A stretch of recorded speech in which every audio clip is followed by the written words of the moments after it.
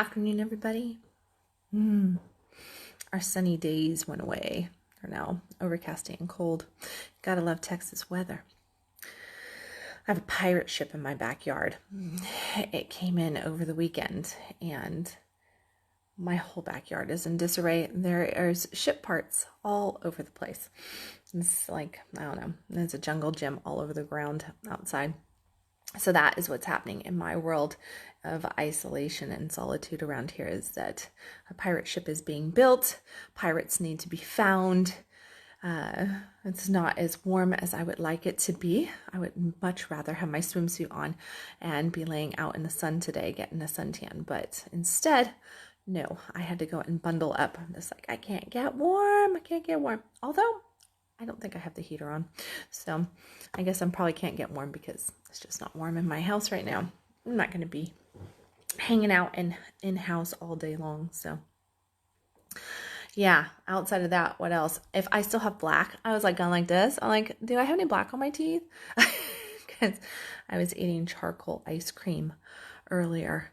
And I was like, what the heck is charcoal good for anyway? Like, I know that it whitens our teeth. I brush my teeth with charcoal, but what does it do for us? It was an interesting little learning curve that I went on as I was eating coconut charcoal ice cream. So if you have the opportunity to try some charcoal ice cream, do. It is extremely beneficial for your pH balance, for your intestinal tract, for your skin. And I mean, it's just like, it does a lot of great stuff. So yeah, and blended into coconut ice cream. It is the bomb. I absolutely love it. So today's conversation is not about charcoal ice cream or the pirate ship in my backyard or the pirates that need to be found, but it is about women, orgasm, and bitterness for life. So if you have not had an opportunity yet to read the musing that I put out today, definitely do, because it goes along with today's conversation, which is a pretty normal running theme for me, that my conscious coffee goes along with whatever musing that I wrote, or vice versa.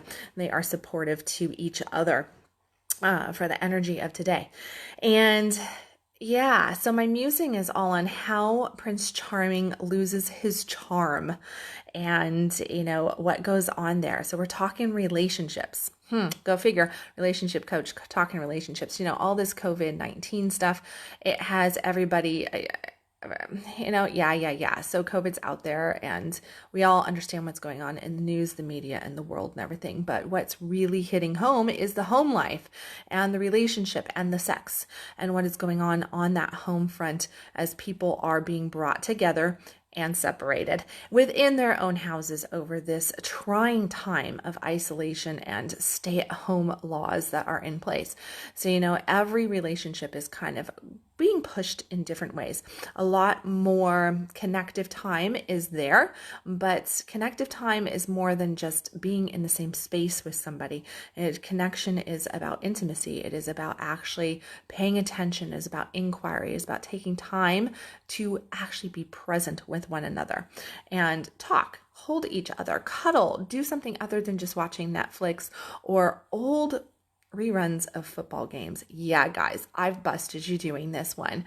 Oh my goodness, watching all the old football games. Are you kidding me? Sports addicts, I tell you, love you to death, but let's let the past be in the past and let's get present. Like, if you are one of those guys that I just said, called you out on watching old sports games on your phone instead of taking time to spend time with your family or with the woman in your life, well, this is your opportunity to actually build up your relationship. And that is what a beautiful part of this isolation period it really could be for. Like I've been stating though, however, I believe that a lot of relationships are going to suffer tremendously, shown by the domestic violence rate going up in our world, in our country. You know, right here in my beautiful state of Texas, the domestic violence rate is going up, child abuse rate is going up. Why is that? And it is because we are now so forced into a smaller, tighter space, plus the stress of health, finances, not knowing on what's going on with government, not knowing what's going on with, you know, with our employment, with finances in the house, then also just the fear factor of, oh my goodness, I could get sick, is somebody sick near me, all this kind of stuff. It has us at each other's throats in a lot of different ways. And what happens when men get stressed? Men want more sex, women want less sex. Oh my goodness, what a problem to have. Here we are caught in a house together with men wanting more and women wanting less. Women need to get out of their head, away from worry, have things taken care of, feel safe to be able to actually drop down into their bodies and enjoy the sex. They also need to be turned on to their partner and want to go there. They also need to be turned on to themselves, feel good in their own skin, and be able to access themselves. For women, we have to go in our bodies for that deep orgasm. For guys, you always get it, right? Like 99% of men get theirs 99% of the time. And for women, the sad truth is that you're probably looking at closer to 40 or 50% of women getting a regular orgasm consistently. Not even then would any woman probably say that she has a good, rich, deep orgasm every single time. So, what is this thing about bitterness for life? Women and orgasm and bitterness for life? Like, where does the bitterness for life coming in? Is it because of COVID-19? Is it because of the stress in the house? Is it because of the stress of, like what is to come with our finances, with our work, with our health, with our state, with our government, with our country, with our world? No, bitterness for life comes in because, like I just said, 99% of men get theirs 99% of the time, and women, at best, 40, maybe 50% of women get a consistent orgasm, and consistent meaning a couple a month probably. So what is going on is that there's, if we look back to like the turn of the century, 1900s turn of the century, we had this thing called hysteria that came about. And everybody thought that all the women were going crazy because they were hysterical. They were angry. They were moody. They had violent streaks. They were depressed. They were killing themselves. They were just lethargic to life. They had given up. There was this hysteria that was in place.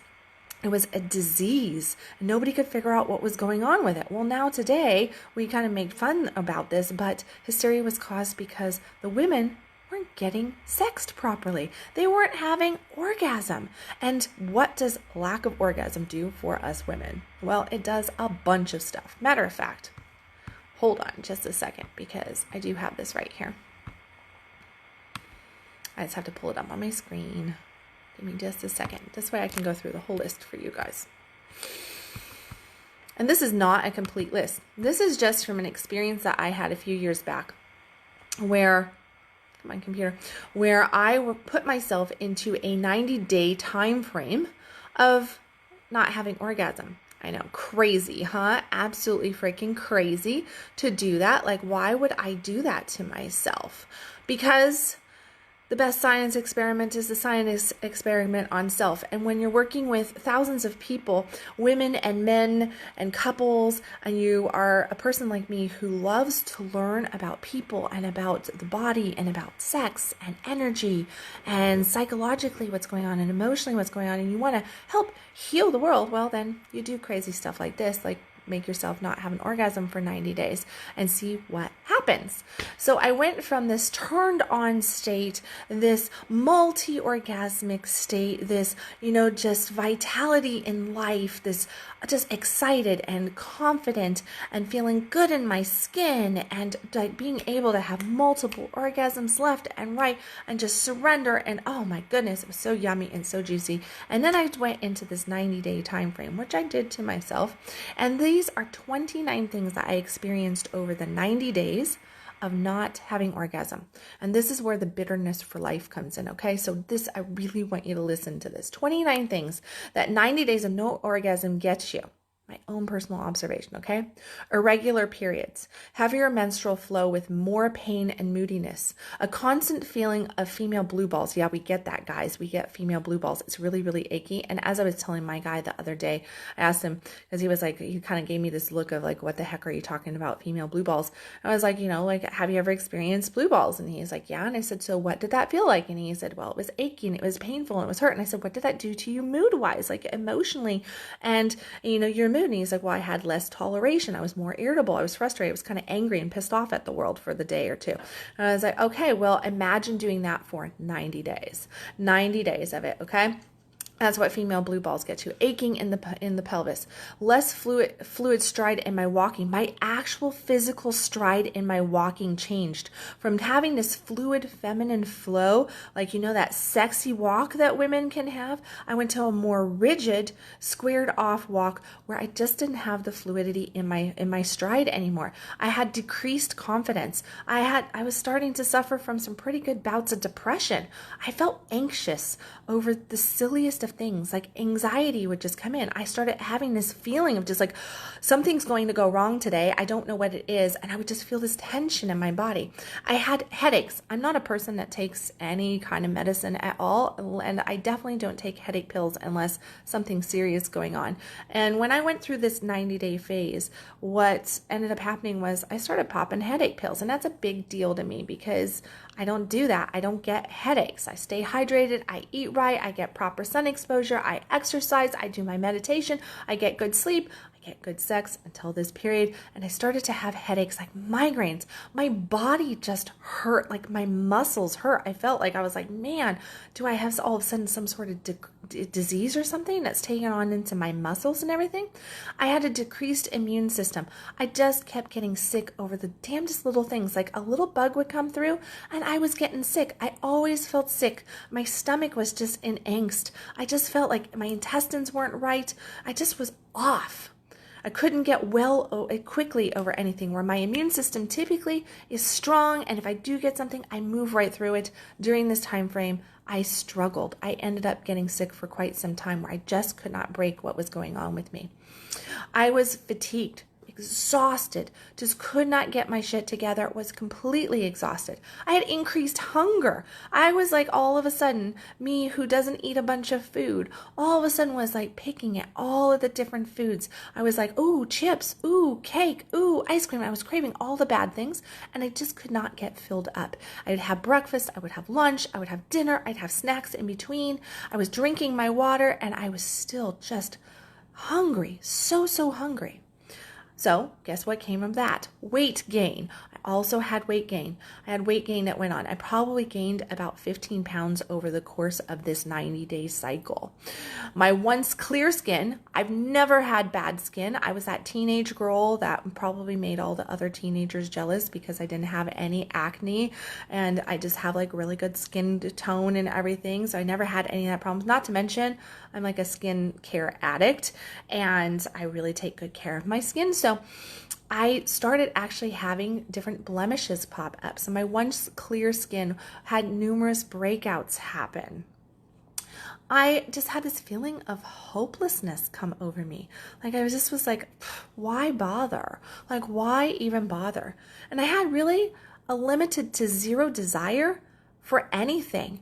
You could have presented an adventure to me or something playful or been joking around. I was like, yeah, that's great for you. I don't really care. Like, no, don't care. I had a really short fuse. I gained the short fuse where I'm known, everybody who knows me goes, man, you are one of the most patient people.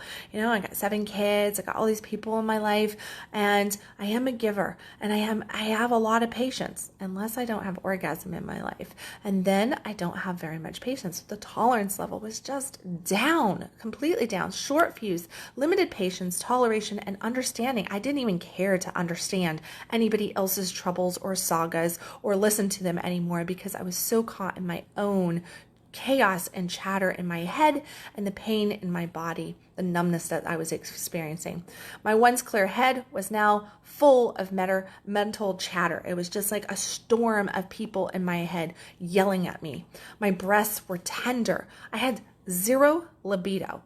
The further it got on not getting an orgasm, the less libido, the less I even wanted sex, to the point that I wasn't thinking about the sex anymore. I didn't even crave it, didn't want it, wasn't even connecting the dots to it. Even though I was working on this article and I'm a sex coach, I still wasn't even connecting the dots because I just was like, I don't care. I don't want anything to do with it. I was actually turned off to the sex. I had emotional outbursts, like for random reasons. No, you'd never see it coming. All of a sudden, I'm crying. All of a sudden, I'm furious. All of a sudden, I'm just like, stay away from me. Close off.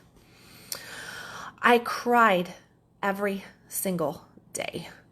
I mean, like emotional cry, just a weeping, anger that crept into rage. And anybody who knows my story knows that I had developed Crohn's many, many years ago, and I've pretty much gotten that underway. Like, it is healed, cured, you could say, unless I get really angry. And when your hormones aren't in balance and when you don't have good orgasm in your life, what ends up happening is that anger rises up. And for me, that means that my Crohn's rises up, which means that my physical body starts to hurt, and which means that I just want to lay in bed in a ball and cry, which is what was going on during this 90-day period. I had a fear to move forward. I didn't want to make the wrong decision. All of a sudden, my easygoing, flow-based style of just being able to leap into things to easily progress forward was all of a sudden coming to a halt because I started to develop fear to step forward. I didn't have the confidence that I once did. I had lumps and tender spots around my breasts and around my actual genitals. So the smooth skin was no more. I actually developed lots of lumps and painful spots internally and externally around my genitals. I had vaginal dryness. Never have vaginal dryness. I'm that person that doesn't have a problem with lubrication. Easily turned on for life. And here I was suffering from increased vaginal dryness, like to the point that it was, oh my goodness, it was like the Sahara Desert down there, okay? I had random yeast infections. What does that tell you? That means that my intestines were out of whack. The flora in my system, because my immune system was weakened, because I wasn't getting the proper chemicals into my system and my hormones were out of balance. Now my immune system was getting weakened. The flora, the negative and the positive, was out of alignment in my intestines, and I started to get random yeast infections for no reason at all. I had sensitive vaginal skin that started to tear easily. So even just with a finger, just to finger me in that moment, just to play with a toy, that was actually tearing my skin because the natural resistance I would have, the natural lubrication and elasticity was going away. The orgasm energy, all of the stuff that we get fed from that orgasm, which actually strengthens the vaginal canal, strengthens the tissue, was starting to get depleted, and my skin started to tear. I had pain during and after any sexual play. Now, I told you that I didn't have an orgasm, right? I didn't say that I didn't have sex. I just didn't have any orgasm during this period, okay? So I was having sex, but it was hurting me consistently. So any amount of sex that I had, it hurt to enter. It hurt during penetration time. It hurt with the thrusting. It hurt with the pull out. It hurt to be touched. I had a feeling of disconnectedness to everything, including my children, my family, my lover, my friends. I didn't even feel connected to the divine, to God, to anything. And least of all, I felt connected to myself. I did not feel connected to myself at all. I completely was disembodied. The last place I wanted to be was in this thing right here that was causing me all this achy pain, depression, moodiness, that I felt fat and repulsive and nasty and just grossed out by myself. I did not want to be in this. And so I did everything possible to escape it. So this might seem crazy, right? It might sound crazy. It might sound crazy that all of that can happen from not having orgasm in your life for 90 days. But I want to bring you back to the turn of the century, the 1900s. And I want to remind you that this thing called hysteria is a real deal thing that everybody actually had to acknowledge, because there was like a bunch of women suffering from hysteria. And today, in today's world, what we have is hysteria again. We have a lot of women that have learned how to get their clits stroked, have learned how to masturbate and get the edge off. But that's all it's doing. As I was saying to a friend yesterday, I said, this kind of thing is kind of like you've been out in the desert and you are so quenched, you're so dehydrated that it's been like almost 3 weeks since you've had anything to drink, and you are right there on the cusp of dying. And somebody comes along and they have a bottle of water and they give you like just the lid of water and they're like, here you go, you're good to go for another 3 weeks, while they drink the bottle of water in front of you.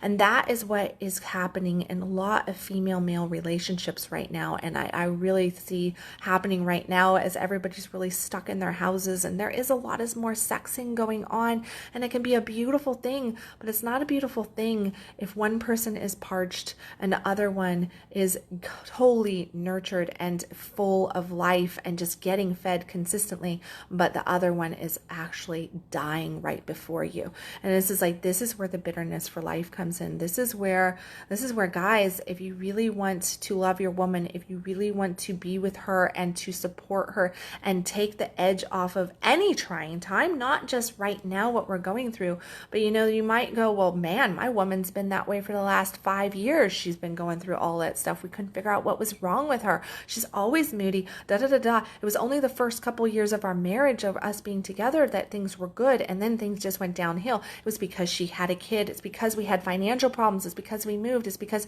she developed this weird issue with her health that I don't know what it is. It's because of her age. It's because of this. We have all of these reasons, but none of them are accurate.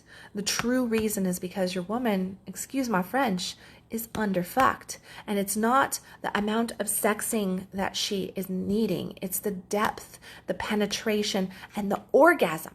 The orgasm, not the climax, the orgasm that she needs.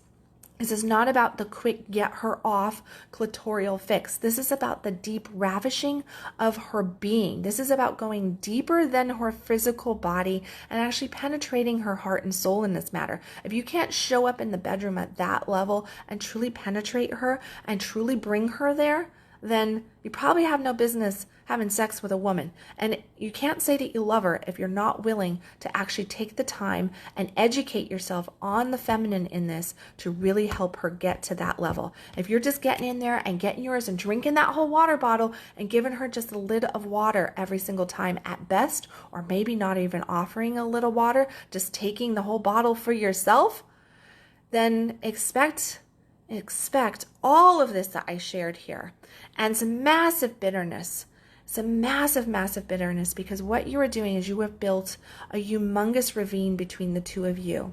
And she's going to set out all her nights, and she's going to put, all of the safety measures up, because she's not going to trust you. She's not going to open to you. And the longer you let that distance go, the much firmer her boundary to you becomes, and the distance grows. And I guarantee you, at some point in time, somebody will walk in and be her knight in shining armor. Somebody will conquer those gates. Somebody will conquer her orgasm and help her to really access that. Or she will wither away, wilt, and just be your masturbation tool. Now, if that's what you're looking for, is just a masturbation tool, and you're totally cool with doing that to another human being, well, please get off my live stream now and don't follow me anymore, because that is not a very nice human thing to do. But if that's not you, and you actually love the person that you're with, you actually want to understand, you actually want to learn and grow, and you want your woman to be this radiant light, turned on, full of confidence, ignited, and just basking in pleasure. Because guess what? When us women are basking in pleasure, when we have been ravished deeply like that, we will rock your world. We will give you everything and so much more that you could not even understand or fathom, because a woman can take you too to the greatest of heights. We need each other. Men and women need each other. We need that partner. We need the multiple orgasm factor. We need to be ravished at a deep level. So this right now, this time, as we're coming together, being forced together, if you're in this predicament of, hey, I'm wanting to have sex, we are having sex, but she's just blah. She's just blah. Well, here's some things to consider. Here's some things to look at. And it's time to actually go exploring her castle gates and see what you can do to open them up, what you can do to penetrate them, not just physically, but actually access the queen, which is her heart, which is a deep ravishing through your love, through your attention, through your focus, through your presence, and through taking the time. Slow down, take the time, be present, and truly appreciate your woman. All right, on that note, just so you guys know, like I said, go access the article that I wrote today. It is probably somewhere on my page, not far away from this live stream. Otherwise, you can go to my website too and read it there. If you're on my newsletter list, you've already received it. Read it. And, outside of that, if you would like to learn more tips and tricks, if you want to understand your woman a little bit better, if you want to understand yourself better, if you want to be that knight in shining armor, if you want to be her Prince Charming and not fall off the horse and lose all your charms, then maybe you might want to consider a little bit of coaching. I do couples, I do one-on-one, I do have a couple spots available. I work with people all over the world. And I use Facebook to do it. And I use the phone to do it, these amazing tools that we have today. So reach out to me. Let's get your woman not in this predicament anymore. Let's get her back to her radiant, beautiful, dynamic, turned on, confident, glorious self, because she deserves it and you deserve that kind of woman in your life. As always, remember, you are worth it. She's worth it. Your relationship's worth it. Stop existing, start living. Follow me at www.kendalwilliams.com, and I will catch you tomorrow with another Conscious Coffee. Bye.